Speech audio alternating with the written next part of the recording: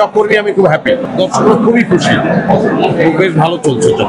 একদিনের জন্য আমরা প্রতিযোগিতা করি, কিন্তু নির্বাচন শেষ হয়ে যাওয়ার পর সবাই আবার আমার যার যার কাজে আমরা বন্ধুর মতোই থাকি। আমাদের সংগঠন হওয়ার পর থেকে ধীরে ধীরে এগিয়েছে, আমি খুশি, ভালোই এগিয়েছে। আমার প্রত্যাশা যে সামনে আরো বেটার একটা জায়গায় আমাদের সংগঠন যাবে এবং সেই প্রত্যাশাই রাখি।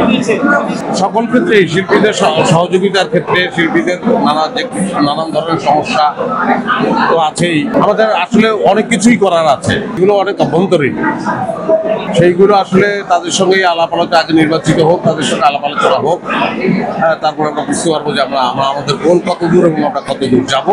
তবে আমাদের যাওয়ার ইচ্ছা করবো। এই নির্বাচনে এসব চক্করের কথা বলতে হলে তো মুশকিল, কিন্তু চক্কর নিয়ে আমি খুব হ্যাপি। আমি নিজে দর্শক হিসাবে বলবো, দর্শক হিসাবে আমার খুব ভালো লেগেছে। ব্যবসায়ীর প্রচারণায়ও আমি অংশ নিয়েছি, দর্শকরা খুবই খুশি, বেশ ভালো চলছে। চক্কর আরো ভালো চলুক এই কারণে। ভালো লাগছে, ভাইয়ের সাথে না আসলেও ভালো লাগছে। হ্যাঁ, পূর্ববর্তী কমিটির কাজের প্রতি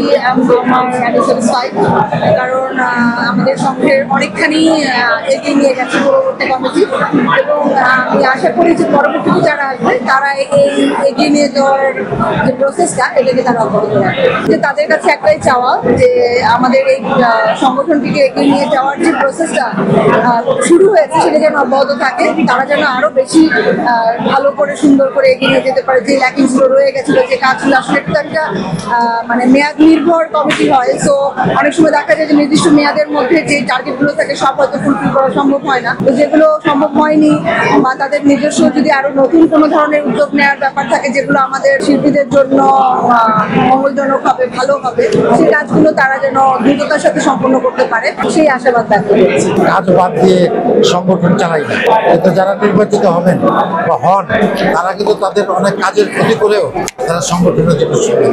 তো সেই জন্য অবশ্যই তাদের কিন্তু একটা ধন্যবাদ আমাদের দেওয়া দরকার। আর এটা তো চাকরি না যে তিনি নির্বাচিত হয়ে অনেক টাকা বেতন পান এবং অন্য কাজ বাদ দিয়ে, অভিনয় বাদ দিয়ে, সংসার বাদ দিয়ে শুধু এই সংগঠন করবেন। তবে আমি তাদের কাছে কৃতজ্ঞতা জানাই, আমার পক্ষ থেকে কৃতজ্ঞতা যে তারা অনেক সময় দেন এই সময়। তবে একটা সংগঠন তো ধীরে ধীরেই সামনের দিকে, একদিনে তো সব সমস্যার সমাধান। অভিনয় শিল্পী সংঘের এই নির্বাচন আমাদের জন্য একটা মিলন মেলা। এখানে আমাদের সবাই একত্রিত হই, মজা করি। একদিনের জন্য আমরা প্রতিযোগিতা করি, কিন্তু নির্বাচন শেষ হয়ে যাওয়ার পর সবাই আবার আমার যার যার কাজে আমরা বন্ধুর মতোই থাকি।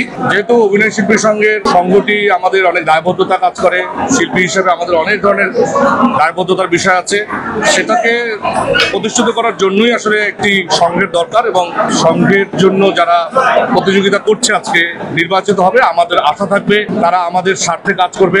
আমাদের শিল্পীদের সবচেয়ে বড় যে চাহিদা সেটা হচ্ছে যে আমরা পেশাগতভাবে রাষ্ট্রীয় মর্যাদাটা চাই। আমার আশা থাকবে যারা নির্বাচিত হবে তারা সেটা প্রতিষ্ঠিত করবে, কারণ পেশাগত সাফল্যতা যখন আসবে সেটার সঙ্গে সমস্ত কিছু জড়িত। সেই একটি স্বীকৃতি আসতে পারি অন্যান্য যে কাজগুলো আছে সেগুলো আমাদের জন্য সহজ হবে। তাই আজকের এই নির্বাচনটা আমাদের স্বার্থে, অভিনয় শিল্পীদের স্বার্থে অত্যন্ত গুরুত্বপূর্ণ, এবং যারা নির্বাচিত হবেন তাদের জন্য আমার শুভকামনা রইল।